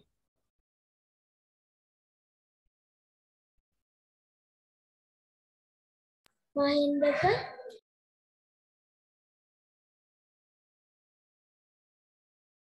අනිත් අය මොකද කියන්නේ? 9න් 2 සර්. අනුහස් කියන්නේ 9න් 2 කිසලි කියන්නේ 5න් 2. යසිරු කියන්නේ මොකක්ද? තව එකක් ඉතුරු වෙලා තියෙනවා.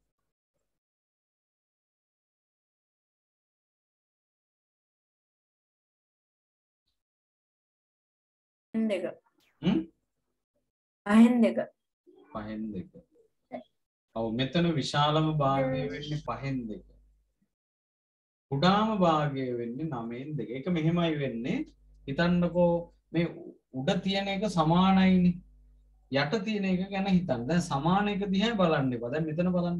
යට සමාන නම් උඩ දිහා බලන්න. එතකොට උඩ එකේ දැන් පහට බෙදපු කොටස් දෙකක් තියෙන තැනට වැඩිය පහට බෙදපු කොටස් නැත්තම් පෙති කියලා කියමුකෝ පාන් කෑලි 4ක් තියෙන එක තමයි ලොකු. ඒක විශාලයි කියලා තෝරගන්න. දැන් මේකේ ලවයන් සමානයි. එහෙනම් දැන් හරය දිහා බලන්න. මේ බලන්න පාන් රාත්තල් 3කට වෙලා තියෙන දෙයක්. එක රාත්තලක් 7කට බෙදලා. තව පාන් රාත්තලක් 5කට බෙදලා. තව එකක් 9කට බෙදලා. හැබැයි ඒ 7ට බෙදපු එකෙනුත් පෙති දෙකයි තියෙන්නේ. 5ට බෙදපු එකෙනුත් පෙති දෙකයි තියෙන්නේ. 9ට බෙදපු එකෙනුත් පෙති දෙකයි තියෙන්නේ. දැන් දෙක තියෙනවා පෙති. හැබැයි දැන් බලන්න ලොකු පෙති තියෙන්නේ කොතනද කියලා. රාත්තල 9ට බෙදුවාමද ලොකු පෙතිය හම් වෙන්නේ 5ට බෙදුවාම. පාන් ගැන හිතන්න. එතකොට තේරෙනවා. සමානව බෙදලා තියෙනවා. කිසලි මොකද කියන්නේ? ලොකු පෙති හම්බෙන්නේ 9ට බෙදුවාමද 5ට බෙදුවාමද?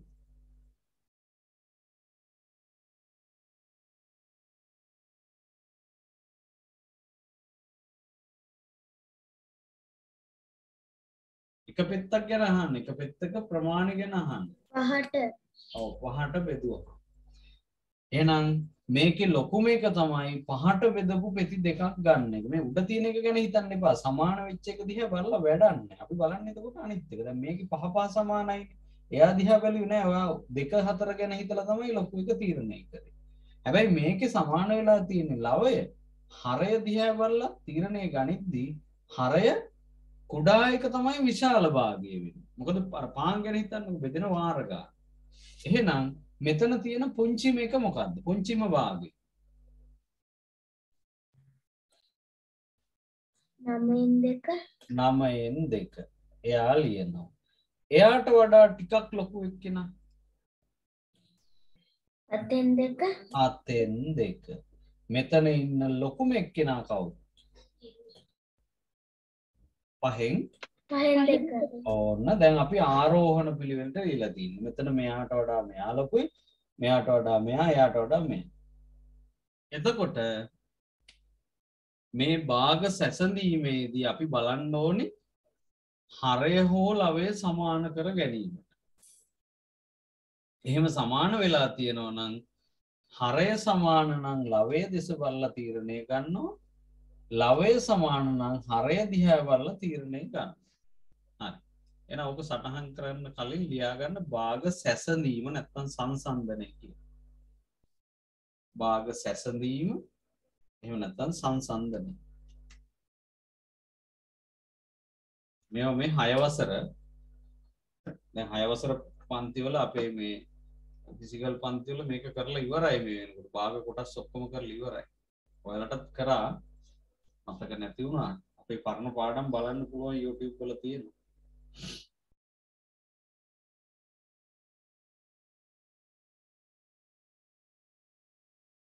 එතකොට භාග සැසඳීම කියලා ලියලා එතන වරහන් ඇතුලේ දාගන්න ආරෝහණ පිළිවෙලට කියලා.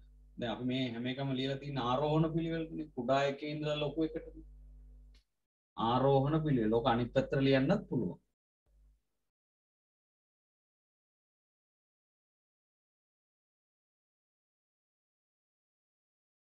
හරය වෙනස් වුණොත් හොඳට මතක තියාගන්න ලවය සමාන වෙලා හරය වෙනස් වුණොත් අර බෙදෙන වාර ගාන අනුව තමයි ප්‍රමාණය තීරණය වෙන්නේ.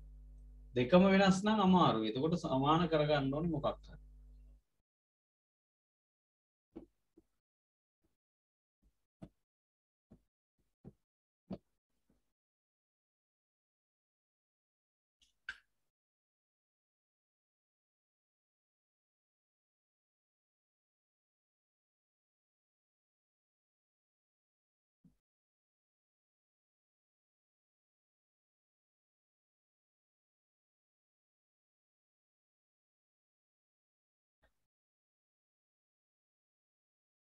ඔන්න භාග 4ක් තියෙනවා.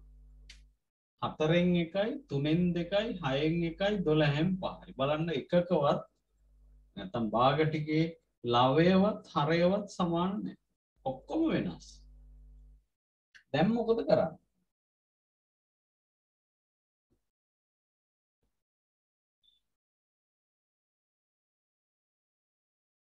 එළම. දැන් සංසන්දනයක් කරගන්න ඕනි. ලවයනුත් වෙනස්, හරයනුත් වෙනස්.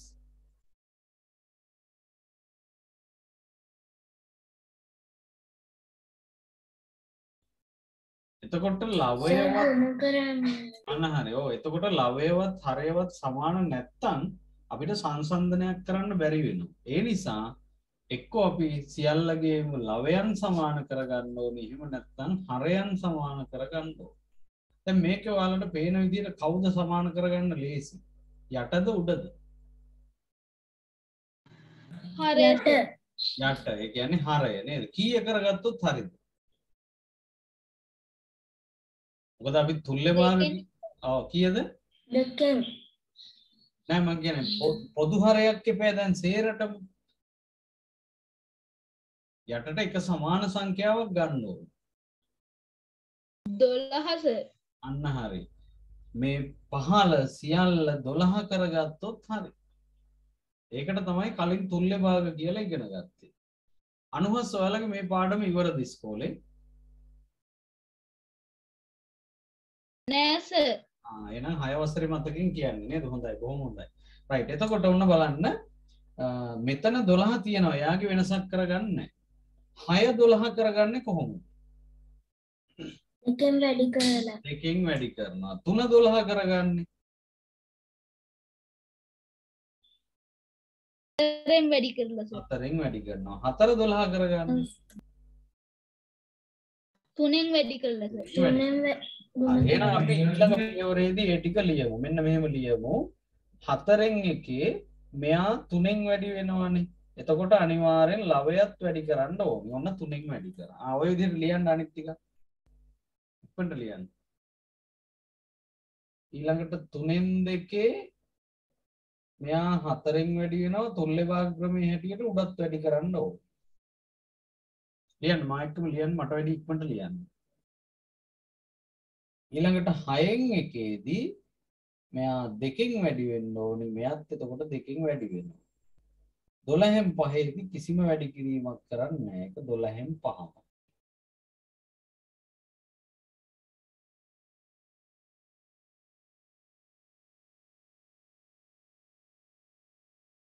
දැන් සේරම ලියන්න 12න් 5 විදියට.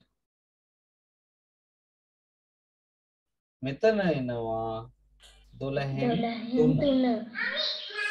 මෙතන 12න් 8. ඊළඟට එනවා 12න් 2 ඊළඟට 12න් 5. ඔන්න දැන් 5 හරයන් ටික සමාන වෙලා. එහෙනම් හරයන් ටික සමාන නම් ලවයන් දිහා බැලුවාම අපිට ආරෝහණ පිළිවෙලට ලියන්න පුළුවන්. එහෙනම් මේ ටිකෙන් කුඩාම එක මොකක්ද? 12න් 2 නමුත් උත්තරයට ලියන්නේ මොකක්ද? 6න් 1 6න් 1. මොකද ගැටලුවේ දීලා තියෙන්නේ 6න් 1නේ. ඒක තමයි අපි උත්තරයට භාවිතා කරන්නේ. 12න් 2 වුණාට දීලා තියෙන්නේ 6න් 1. හරි ලියන්න බලන්න උත්තරේ ඉක්මනට. අපි ලියන්නේ මේ උඩපේලියේ වෑන් මෙතනින් අපි හදාගෙන උඩපේලියේ වෑන් තමයි උත්තරේ ලියන්නේ.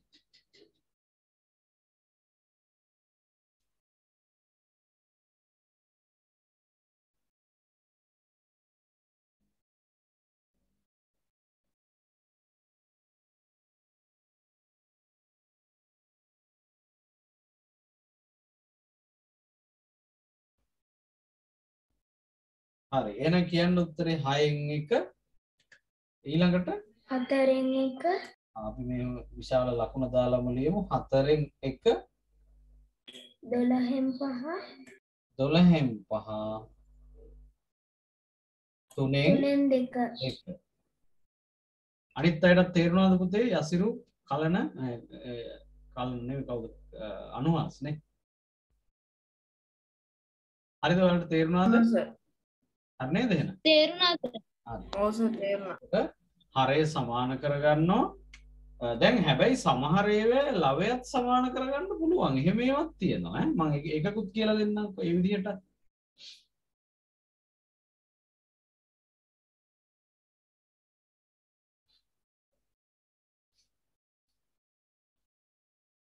සමහර ඒවා ලවයන් සමාන කරගන්නත් පුළුවන්. මම එහෙම එකකුත් කියලා දෙන්නම්.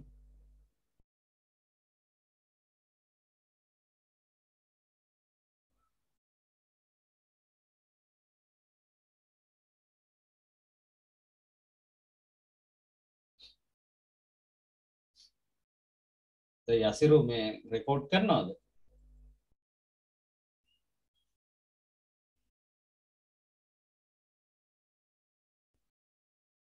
ඔන්න මම දුන්න enable කරා ඔයාට පුළුවන් කරගන්න.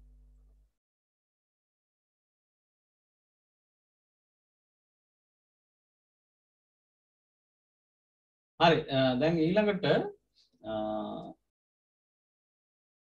මම දැන් කරන්න යන්නේ මේ අපි තේරුම් ගන්න ඕනේ සමහර වෙලාවට ලවයන් සමාන කර ගැනීමත් ලේසි. දැන් මම මේ ගැටලුවෙන් මේක පෙන්නන්නම්. මේකේ මම කොටසක් අයින් කරනවා. එතකොට ඔයාලට තේරෙයි මේ කියන එක. මෙන්න මේක අයින් කරනවා. දැන් ඔයාලට තේරෙන්නේ නැද්ද මේකේ අපිට මේ ලවයන් සමාන කරගන්න පුළුවන් වගේ එකක්.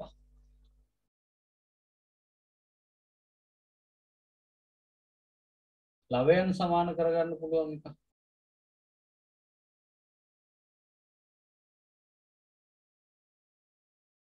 හතරෙන් එකයි තුනෙන් දෙකයි හයෙන් එකයි කියලා තියෙනවා.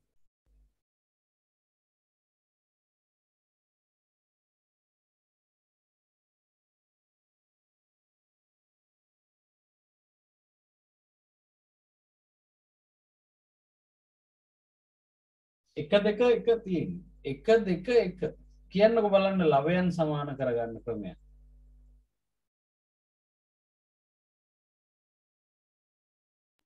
හතරෙන්කේ හයෙන්කේ ඒක ලාවය දෙකෙන් ගුණ කරනවා. අන්න හරි අන්න හරි. හරියටම හරි. මෙතන තුනෙන් දෙක තියෙනවානේ. මෙයාගෙත් දෙක මෙයාගෙත් දෙක හදා ගන්නවා. ඔන්න බලන්න අපි නොහිතන වෙනස් ක්‍රම තියෙනවා.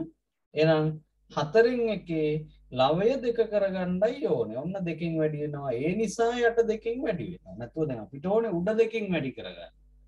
අනේ ඉතින් යටත් දෙකෙන් වැඩි කරන්න වෙනවා. තුනෙන් දෙකේ එහෙම ප්‍රශ්නයක් නැහැ. එයාගේ උඩ දෙකමයි. ඒ නිසා එයා මොකුත් කරන්නේ නැහැ. දැන් හයෙන් එකේ මොකද වෙන්නේ? උඩ දෙක හදාගන්න එපා. අනුහස් කිසලේ ඔයාලට තේරෙනව නේද මම මේ කියන එක? දැන් අපි මේ නිකමට බලන්නේ මේ උඩ සමාන කරගෙන භාග සංසන්දනය කරන්න පුළුවන් කියන එක. මෙතන දෙක හදාගන්න දෙකෙන් වැඩි කරනවා. එතකොට මෙයත් දෙකෙන් වැඩි කරන්න වෙනවා. දැන් ඔන්න මෙතන එනවා 8න් 2යි. මෙතන 3න් 2යි. මෙතන 12න් 2යි. දැන් බැයිද අපිට කුඩාම භාගෙ තෝරගන්න? කියන්නකෝ බලන්න කුඩාම භාගෙ මොකක්ද කියලා මේකේ? 3න් 2 කුඩාම එක මම අහන්නේ